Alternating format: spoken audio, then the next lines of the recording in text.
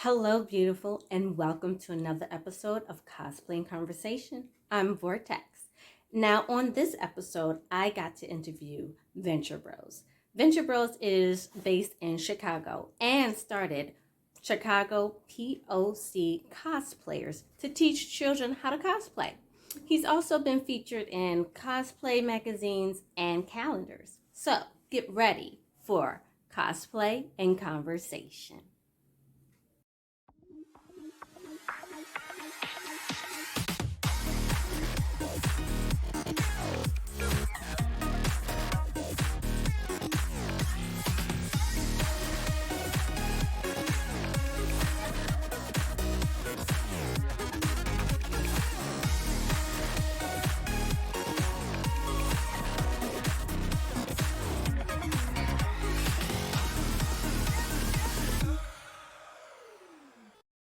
Hey everyone, welcome to another episode of Cosplay and Conversation. I'm your host, Vortex.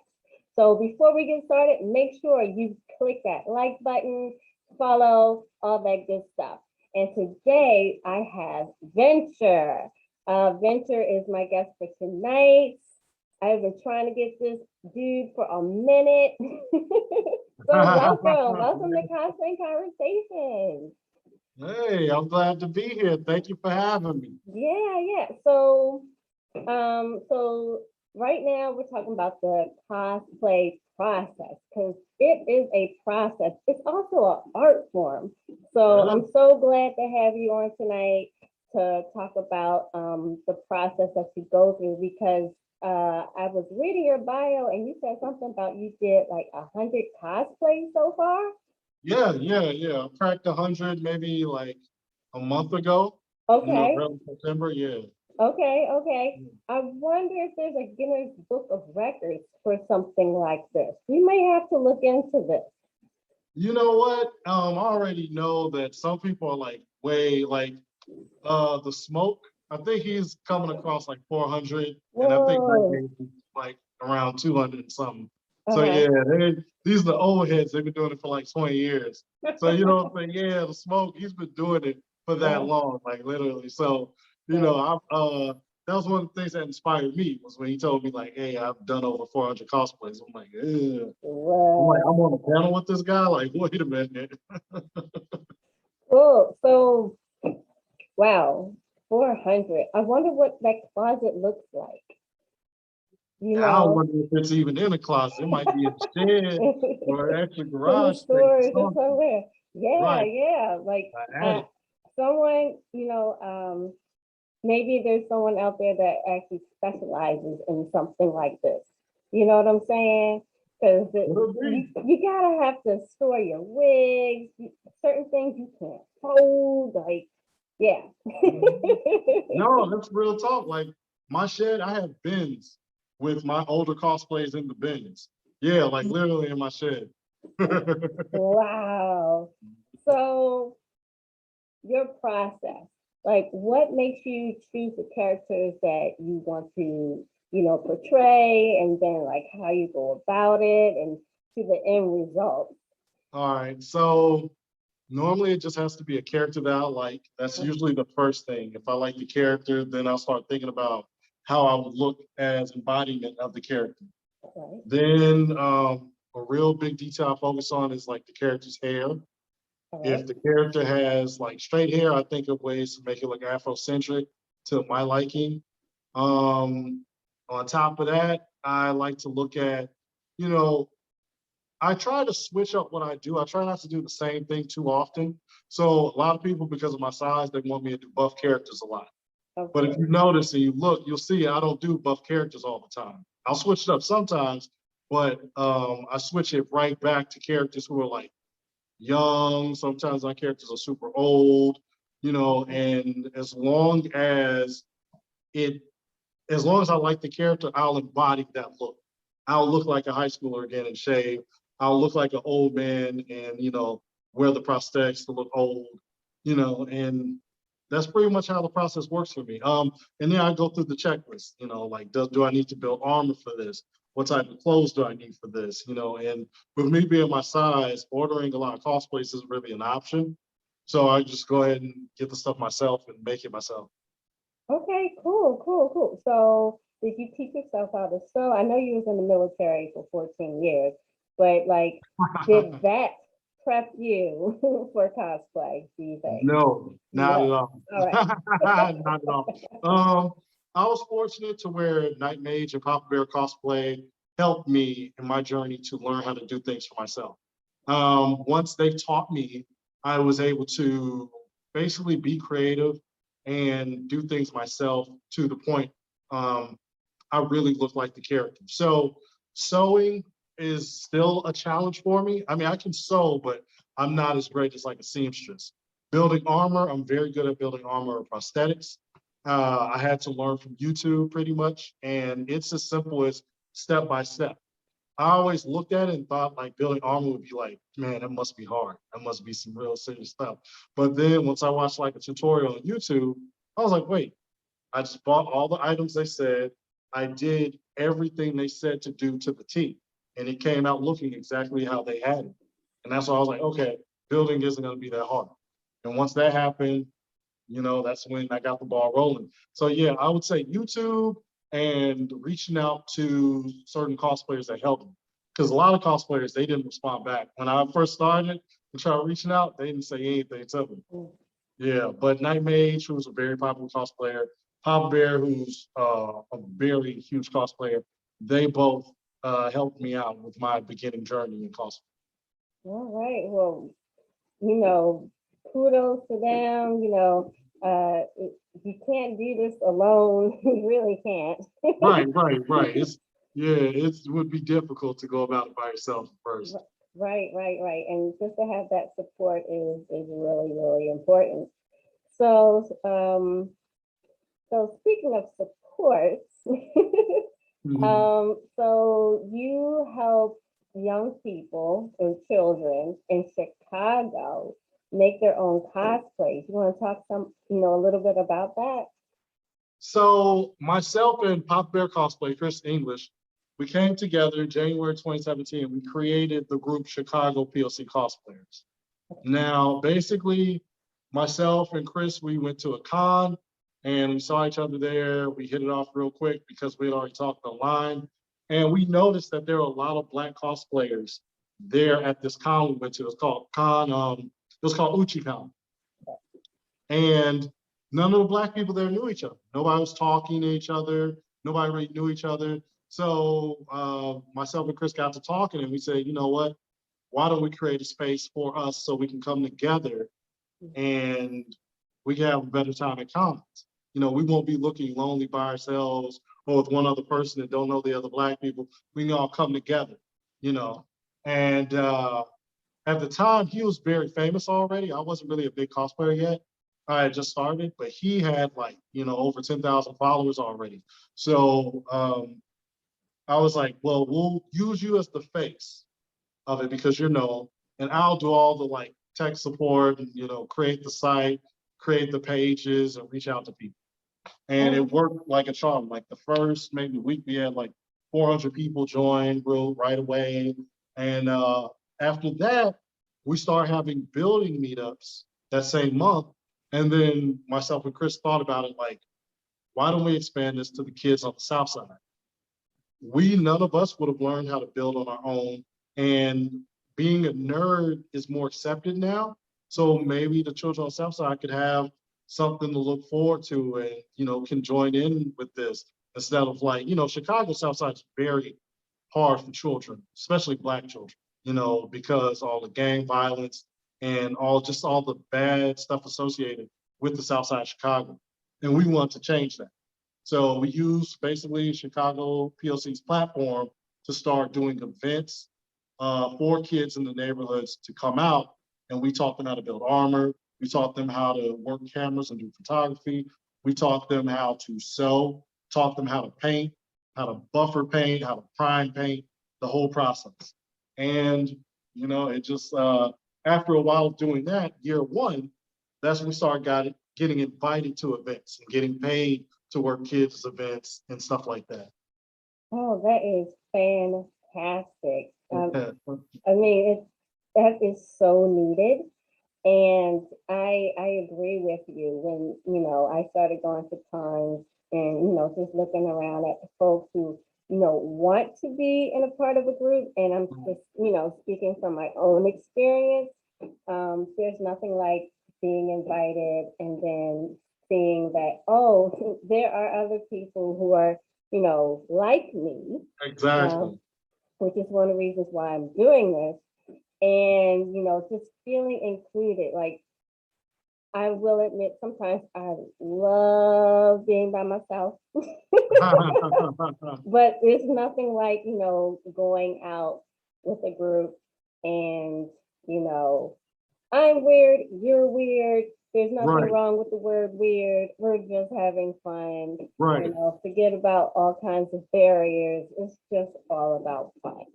Exactly. Because I could be alone. I like being alone too. I like my solace sometimes, but I do that at home. If I go to a con, I Right. don't want to be by myself. I want to be No. partying with my friends. I want to Yes. cosplay with friends. Yes. And I want people that love the genres just like I love it. Right, exactly. So, Yes. So with this group, how have you had to adjust because of COVID? okay, so we were actually one of the first groups to meet back up during the pandemic.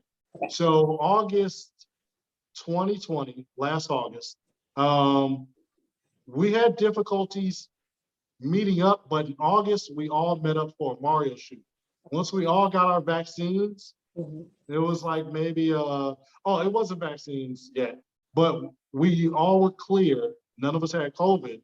And that's when we all met up for the Mario shoot. It was about 15 of us. Okay. So myself, Papa Bear cosplay, Asha Lee cosplay. I'm naming some of the big Chicago cosplayers. So we all met up and we did our Mario shoot. And it was a big Mario photo shoot. We had a lot of Bowsettes, a lot of Peaches, a lot of Bowsers, Mario, Chris Pop Bear was Luigi. Because me and him, we had done Mario and Luigi during the pandemic, and it blew up. So what we try to do is, if we do a cosplay that blows up, and there are other people in that genre or that game or that show, and we have people who want to cosplay as that, we try to bring them together so they could, capitalize off of it with us. Mhm. And my Mario went really viral. It did really well. So a lot of people are like, hey, I always want to do Bowsette, or I want to do Boozette, or I want to do a woman version of Bowser, and it's just like, okay, well, let's do this shoot. And we picked out a place. We all were like, hey, we're all adults here. Does anybody feel like they have symptoms or anything? And we were out in the sun all day. So if you had COVID symptoms, you were going to pass out. Yeah, it was rough. It was rough for me. I didn't have anything going. That was a rough shoot. But yeah, after that, we talked and we were like, okay, so when's the next one? Now it took us a while to have another meetup during the pandemic. The last one we had before vaccinations started going out was during Black Friday. And Black Friday, we had another meetup in the forest. It was another real like scorching hot shoot. So it was like super hot outside, sunny. If you had COVID, you're gonna pass out. And we all had our shots anyway. So we met up and that was a real good shoot. It was about 15 of us maybe. And yeah, we had two photographers there and it was for Black Friday. So that actually went pretty well too. Okay, that's great. Mhm. So you have children involved, you're collaborating with other like-minded folks. Like, how does, how does that make you feel? And two, any future plans moving forward? So it makes me feel great for several reasons. So I love working with kids. Because I know back when I was younger, I wasn't typically called a nerd or anything, but I was a big gamer. I played Mario, Sonic. I was watching Dragon Ball Z, but I was really into sports too. So I never really got the stigmatism of being called a nerd. But my little brother used to get made fun of a lot. And so I don't want anyone to feel secluded or have to feel like my little brother felt. And I like to teach kids this because nowadays you can actually make money being a nerd. Like back when I was younger, it was never a thought of mine like, oh man, I could write comics or I could work in graphic design and help design Marvel movies or, be a director or, that just never, my mother was never pushing us for those type of things. But nowadays you can work for Disney behind the scenes. You can make prosthetics for movies or horror movies. You can do all those things. So I like giving those kids that option. Like, hey, if you really want like this nerd stuff, you want to keep going, there is a way you can do this for the rest of your life if you want, or on the side. Yeah. And Well, I that, recently saw a saying that said nerd, a $6 billion word. yeah, right. Oh yes.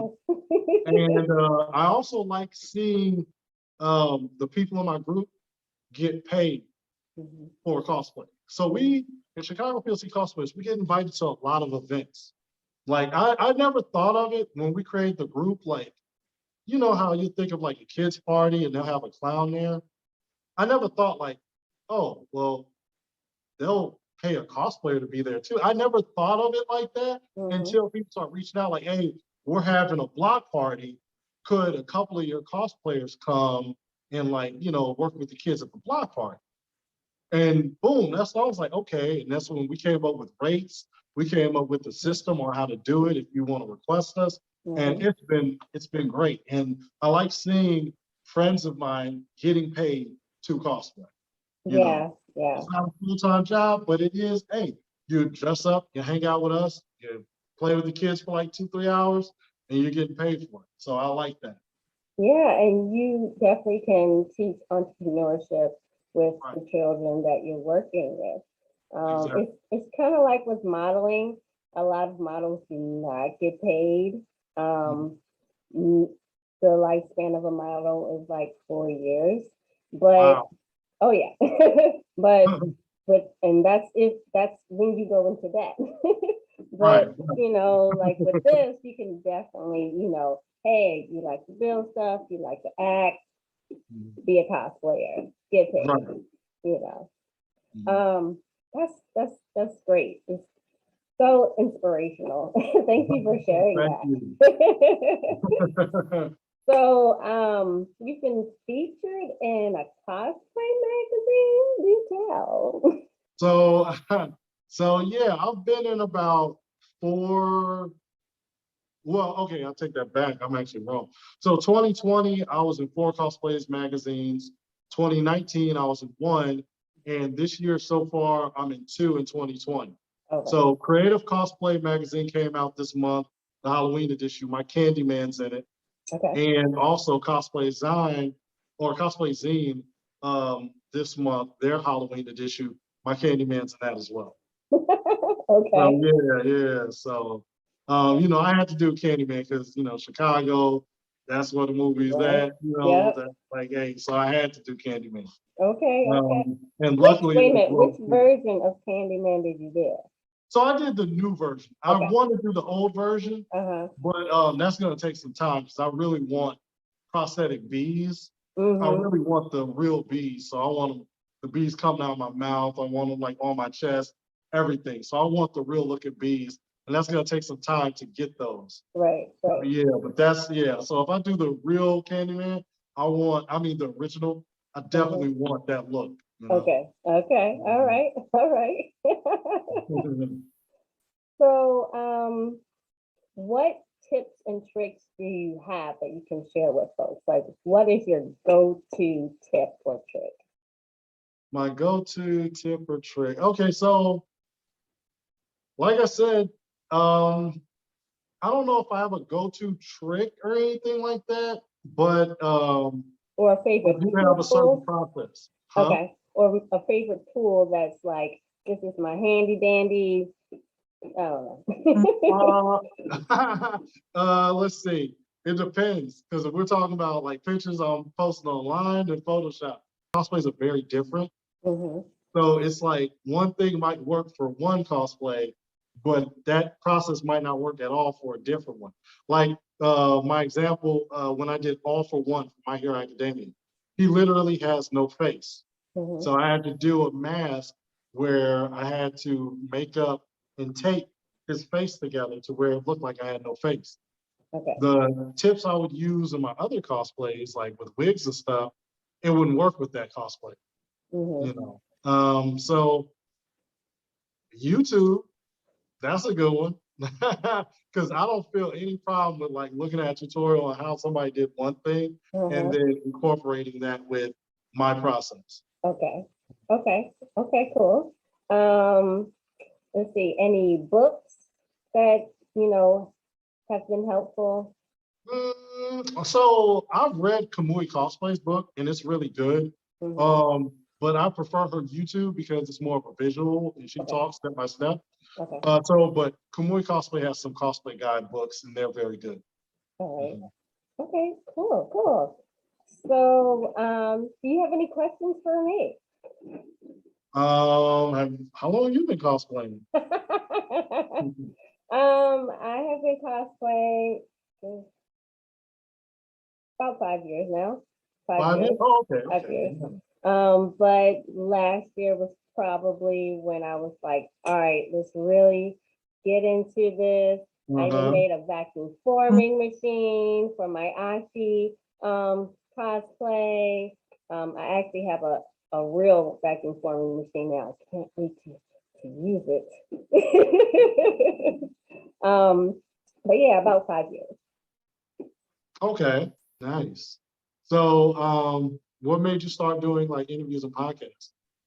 A form of therapy. Oh, okay. um, I feel like I do a really good job bringing folks together and Okay. motivating them. Uh-huh. And it's another creative outlet for me, Okay. learning new skills. When I was in high school, I was really, really good at like CAD software, and I could build a website from scratch. Wow, nice. um, but life goes on, and sometimes you become a late bloomer. So I am a late bloomer. Shout out to Andre Taylor of Late Bloomers. um, but yeah, I'm a late bloomer, and I feel as though I have something to offer. And like I said, I love getting folks together, Uh-huh. learning about uh, folks' processes, and this is art. This is therapy. So yeah. It really is. Like I tell a lot of people ask me like they're surprised that I've only been cosplaying for 5 years. And I try to tell them like when I joined the military and kind of when I was in high school, I slowed down with all my nerd stuff. Mhm. So when I was in grammar school and middle school and some high school, I used to write and I used to draw and I was real passionate about it. But once I became an adult, that kind of slowed down. And I had no clue what cons were or cosplay was. And what cosplay has done for me, it's allowed me to express myself in an artistic way again, you know. Yeah, So I agree. And I haven't really gotten into cosplay the way I want to because okay, I don't have the space. okay. You have to have space. I tell people that sometimes too, because so another thing Chicago PLC we would do is we've had like group sessions, group building sessions. And the good thing is Papa Bear had his own house. Me, I had a condo, but Papa Bear had a house. Mhm. So in his basement is like his little lair for building. So we used to have building meetups and we recorded some of them too. When we were down in his basement, he'd have glue guns ready. He'd have like weathering tools ready, sandpaper. Yeah, so it was like a lot of times if people didn't have the space at home, we'd go to his place, and boom, crank some stuff out. Yeah, Okay, so you said Papa Bear. yeah, Papa Bear, that's who you want to go to. So That's Papa Bear had a maker space in his house just for y'all. just for us. You know what I'm saying? Because in his basement, he has like 3 rooms down there. Okay. So the main area, which is like the living room, that's where we're all working at. Hmm. And one of the rooms though is like where he stores his cosplays. And another one of the rooms is where he has like his photography stuff. So you can go in there, take the pictures of your cosplay. It's got all the lighting stuff set up. everything. So it's like, it's actually a really good setup, and it worked for the group perfect. Okay, okay. Papa Bear, love it. I'm telling you, man, that's how we got. Hey, we picked it up. I want to say the first 3 months got that steam going, and that's when Chicago POC just kept growing and people like becoming big cosplayers. Because some of the girls in the group who were there from the beginning, I remember when they were like 18, just started cosplaying, and then like they were provided these tools that we had. Mhm. Now they're like 30,000 followers. We got a girl named Jukebox Cosplay, and she's been with us, Taylor, since the beginning. Okay. 18, just graduated high school. Now she's at like 40,000 followers on Instagram. TikTok, she's at like 100,000. And Mhm. it's like, it's exciting because it's like, wait, we helped her start this. We just gave her the tools and then boom, she took off with it, you know? That's So, fantastic. yeah. Yeah. So thank you so much, Venture, for allowing me to interview you today. It has been a pleasure just getting to know you. So how can folks follow you? Like, are you on YouTube? You have a website? Like, can you share that? Yeah, so if you want to check out Venture Bros, you want to go to Facebook, Venture Bros Cosplay. You want to go to Instagram, then you just go to venture__bros. TikTok, same thing, venture__bros. And Twitter, Venture Bros 2. All right. And all of that information will be in the comments. Once again, thank you so much. Thank you so much. Hey, thank you And for having me. hopefully we can reconnect soon. Oh, definitely, definitely.